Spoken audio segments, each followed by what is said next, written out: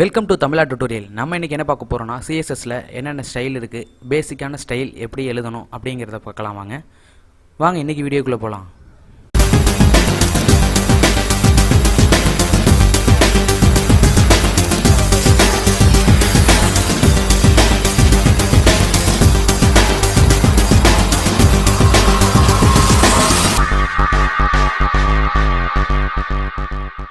Hi friends, நம்ம இன்றைக்கி பார்க்க போகிறது சிஎஸ்எஸ் பற்றி.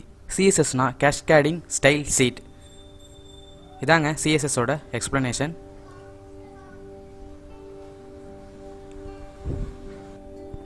அப்புறம் இந்த சிஎஸ்எஸில் என்னென்ன ஸ்டைல் இருக்குது, பேசிக்காக என்னென்ன ஸ்டைல் தேவை அப்படிங்கிறத பார்க்கலாம். இப்போ நம்ம சிஎஸ்எஸில் கலர் கொடுக்கறதுக்கு நம்ம பேக்ரவுண்ட் கலர்னு கொடுத்துட்டு இந்த ப்ராப்பர்ட்டியை கொடுத்துட்டு நம்ம அதுக்கான கலர்ஸ் எல்லாம் கொடுப்போம். ஃபஸ்ட்டு நமக்கு கிரேனா கிரே கலர் மட்டும்தான் வரும். நம்ம இங்கே கலர் தான் மென்ஷன் பண்ணணும்னு இல்லை, கலரோட கோடை கூட கொடுக்கலாம். இப்போ எக்ஸாம்பிளுக்கு பார்த்தீங்கன்னா, இப்போ நீங்கள் இந்த மாதிரி கூகுளில் கலர் பிக்கர்னு போட்டிங்கன்னா கலர் பிக்கர்னு வந்துடும். அதில் பார்த்தீங்கன்னா இப்போ க்ரீன்னா டார்க் க்ரீன் மட்டும்தான் நமக்கு கிடைக்கும். க்ரீனில் பலவிதமான க்ரீன்ஸ் இருக்குது, லைட் க்ரீன். அது எல்லாமே நம்ம எப்படி பார்க்குறதுன்னா, இங்கே பாருங்கள், டார்க்கு அந்த மாதிரி சொல்லிட்டு எக்கச்சக்கமான கலர் இருக்குது. இந்த கலர்லாம் நம்ம வெப்சைட்டில் யூஸ் பண்ணணும்னா அதுக்கு இங்கே பார்த்திங்கன்னா ஒரு 4 விதமான கலர் கோடு இருக்குது.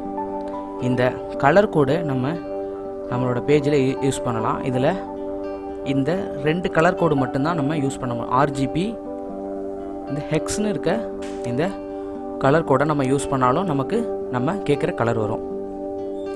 நம்ம கலர் கோடை யூஸ் பண்ணிக்கலாம். இப்போது நம்ம ஒரு கலர் யூஸ் பண்ணி பார்ப்போம். இந்த க்ரீன் கலரை யூஸ் பண்ணுவோம். நான் எனக்கு தேவையான க்ரீனை செலக்ட் பண்ணிட்டேன். இதை காப்பி பண்ணிவிட்டு இங்கே நான் க்ரே கலர்னு கொடுத்துருக்கேன். இங்கே பேஸ்ட் பண்ண வேண்டியதான். நான் இந்த கலர் கோடை பேஸ்ட் பண்ணிட்டேன். இப்போது சேவ் பண்ணிவிட்டு நான் என்னோடய அவுட்புட்டை செக் பண்ணுறேன். நான் ஆல்ரெடி க்ரே கலர்னு கொடுத்து வச்சுருந்தேன். இப்போ எனக்கு க்ரீன் மாறிடுச்சு. இதே மாதிரி தான் நமக்கு தேவையான கலரை எடுத்துக்கலாம். இது நம்ம பேசிக்காக கலருக்கு யூஸ் பண்ணுறது. வாங்க அடுத்த ஸ்டைல் பார்ப்போம். நம்ம இங்கே ஒரு கண்டென்ட் கொடுப்போம். ஃபஸ்ட்டு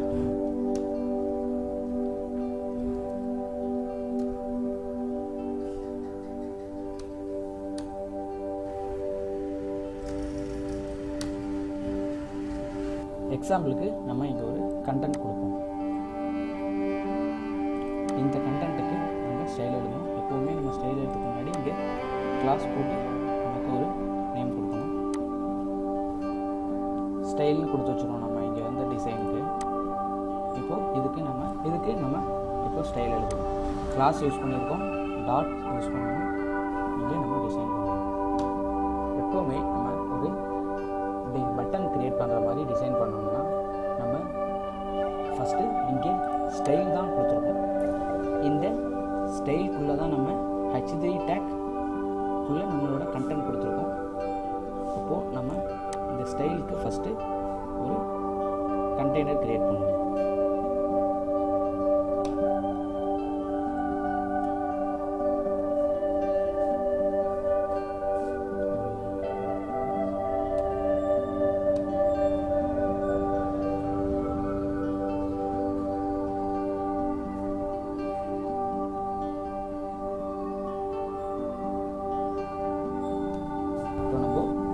வித்து ஒரு 100 px கொடுத்துருக்கோம், ஹைட்டு ஒரு 300 px கொடுத்துருக்கோம். இதோட அவுட்புட்டை நம்ம சேவ் பண்ணிட்டு செக் பண்ணுவோம். நம்ம கொடுத்த கண்டென்ட் இங்கே வந்துருச்சு.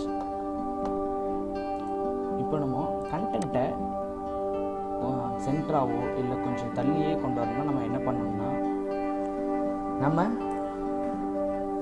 நம்மளோட கண்டென்ட் கொஞ்சம் தள்ளியோ இல்லை நமக்கு தேவைப்படுற இடத்துல வைக்கணும்னா அதுக்கு தனியாக ஸ்டைல் எழுதணும். இப்போது இந்த கண்டென்ட்டுக்குன்னு ஒரு பேக்ரவுண்ட் கலர் கொடுப்போம்.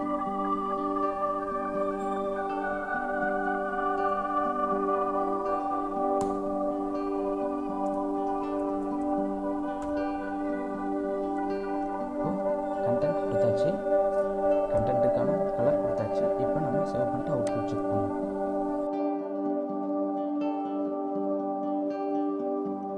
நம்ம வித்து 100 px கொடுத்துருந்தோம், ஹைட்டு 300 px கொடுத்துருந்தோம்.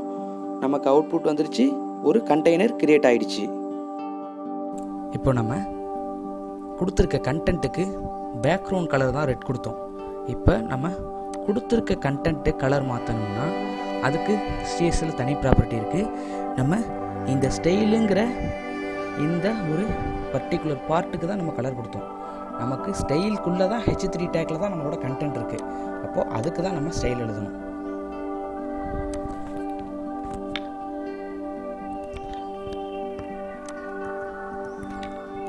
இப்போ நம்ம ஸ்டைலுக்குள்ளே தான் H3 இருக்குது, அதுக்கு தான் நம்ம இப்போ ஸ்டைல் எழுதணும்.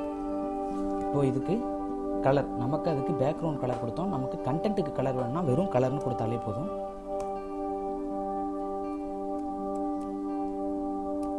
ஒயிட் கலர் கொடுத்துட்டோம். இப்போ செக் பண்ணுவோம். இப்போ நம்ம கண்டென்ட்டு கலர் மாறிடுச்சு. இப்போது நம்மளோட அந்த பர்டிகுலர் பார்ட்டே ஒரு நமக்கு எந்த இடத்துல வேணுங்கிறது மார்ஜின் சொல்லிட்டு சொல்லுவோம். நம்ம மார்ஜின்னா நம்ம நோட்டில் எல்லாம் மார்ஜின் சொல்லிட்டு ஒரு சொல்லுவோம். அதே மாதிரி தான் இங்கேயும் மார்ஜின் வச்சுட்டு மார்ஜின் டாப்னா எனக்கு மேலேருந்து கீழே வரணும். இப்போ நான் ஒரு 50 px கொடுக்குறேன்.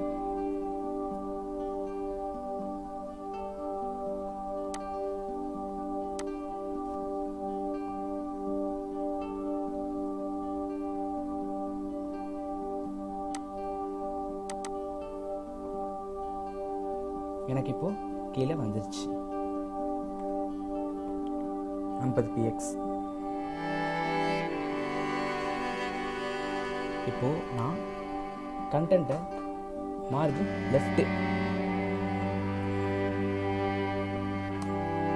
லெஃப்ட் ப்ராப்பர்ட்டி கொடுத்து எனக்கு ஒரு 500 px.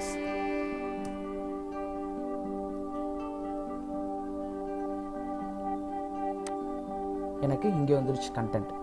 அது மாதிரி தான் நம்ம மார்ஜின் டாப்பு, மார்ஜின் பாட்டம் இது மாதிரி எவ்வளோ வேணாலும் யூஸ் பண்ணிக்கலாம். இப்போது நெக்ஸ்ட்டு ஒரு இது இருக்குது. இப்போ margin top, margin left use பண்ணி இந்த பக்கம் வந்துச்சு. அதுமாதிரி நம்ம ரைட்டில் எவ்வளோ போகணும் அந்த மாதிரி யூஸ் பண்ணிக்கலாம். நமக்கு கீழேருந்து மேலே போனால் மார்ஜின் பாட்டம்னு சொல்லிட்டு ப்ராப்பர்ட்டி இருக்குது, அதை யூஸ் பண்ணணும். அடுத்து பேடிங் சொல்லிட்டு ஒன்று இருக்குது. பேடிங்னா இப்போ நம்மளோட கண்டென்ட்டு இந்த இடத்துல இருக்குது. பேடிங்னா இந்த கண்டென்ட்டுக்கு நான் கொடுக்குறேன். நீங்கள் பேடிங்னா என்னன்னு சொல்லிட்டு நீங்களே பார்த்துங்க, உங்களுக்கே இது புரியும்.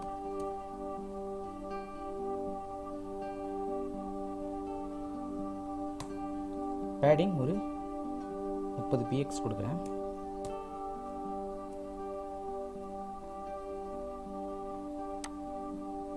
பார்த்தீங்களா, இதே மாதிரி தான் நம்ம பேடிங் லெஃப்ட்டு, பேடிங் ரைட்டு அது மாதிரி கொடுக்கலாம்.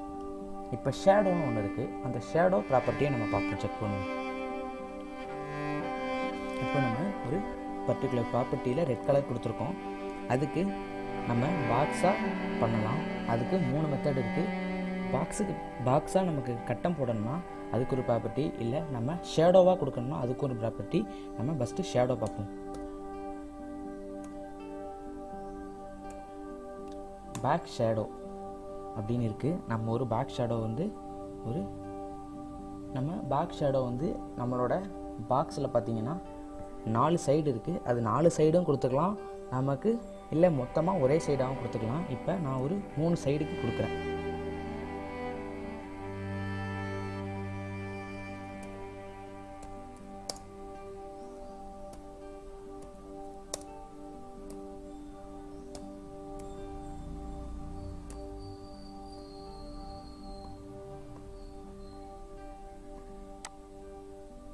இப்போ நமக்கு பேக் ஷேடோ இந்த சைடு மட்டும் வந்திருக்கு.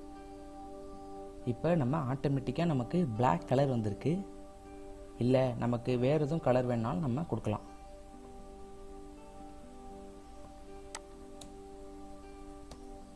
இப்போ செக் பண்ணுங்க. இப்போது பேக் ஷேடோ ரொம்ப கம்மியாக இருக்குது. இதே மாதிரி நம்ம ஃபுல்லாகவும் கொடுத்துக்கலாம் பேக் ஷேடோ. அடுத்து பாக்ஸ் ஷேடோ பார்த்துட்டோம். அடுத்து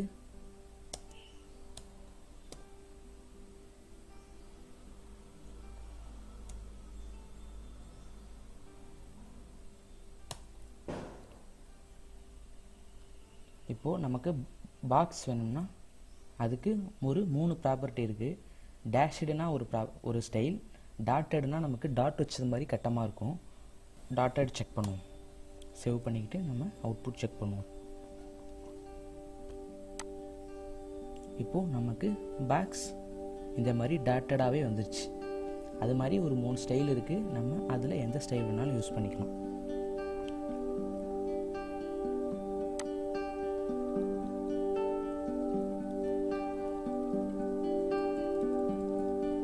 இதே மாதிரி தான் நம்ம சிஎஸ்எஸில் ஸ்டைல் எழுதணும் எல்லாத்துக்குமே. இது பேசிக் ஸ்டைல். உங்களுக்கு இதேமாரி கலர் கொடுக்கறது இது எல்லாமே பேசிக் தான் சிஎஸ்எஸில். இதை வச்சுட்டு நீங்களே டெவலப் பண்ணிக்கங்க. எதுவும் டவுட்னா கமெண்ட் பாக்ஸில் கமெண்ட் பண்ணுங்கள். வீடியோ பிடிச்சிருந்தா லைக் பண்ணுங்கள். நம்ம சேனலுக்கு புதுசாக இருந்தால் மறக்காம